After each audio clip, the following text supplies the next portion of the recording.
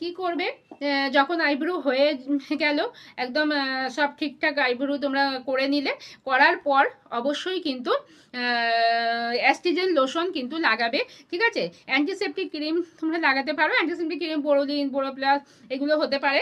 তোমরা ধরো যাদের সেন্সিটিভ স্কিন, ঠিক আছে, তাদের কিন্তু অবশ্যই অ্যান্টিসেপ্টিক ক্রিমটা দরকার, বা তোমাদের পার্লারে ময়েশ্চার থাকলে সেটা দিয়ে কিন্তু তোমরা অবশ্যই ক্রিম দিয়ে কিন্তু ম্যাসেজ করবে। কিভাবে নেবে তোমরা, এই ফিঙ্গারে নিলে, ক্রিমটা নিলে এইভাবে নিয়ে দেখো এইভাবে কিন্তু দেখো এইভাবে অ্যাপ্লাই করলে ক্রিমটা, ঠিক আছে, এইভাবে অ্যাপ্লাই করে দিয়ে তোমরা দেখো এই যে ফিঙ্গারটা দিয়ে এইভাবে কিন্তু আস্তে আস্তে, ঠিক আছে, একদম হালকা হালকা হাতে এরকমভাবে সুন্দরভাবে ম্যাসেজ করে দেখো এই জায়গাটা আমাদের একটা পয়েন্ট থাকবে, ঠিক আছে।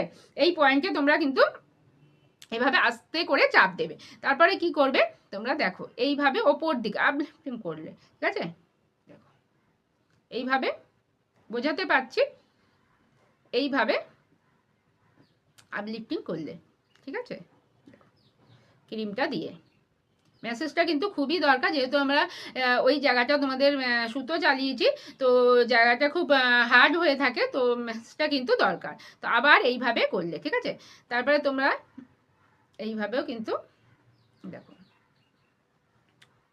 একটা হালকা হাতে এভাবে ম্যাসেজ দিয়ে নিলে, তারপরে কি করবে এইভাবে ফিঙ্গারটা নেবে, হালকা হালকা চাপ দেবে, হালকা হালকা, ঠিক আছে, এইভাবে চাপ দিয়ে দেখবে এখানে একটা পয়েন্ট আছে, এখানে হালকা প্রেস করলে, হালকা হালকা প্রেস করবে এইভাবে, ঠিক আছে, এখানটা একটা পয়েন্ট আছে, এইভাবে করবে, প্রত্যেকটা তোমরা 3 টাইমস করবে।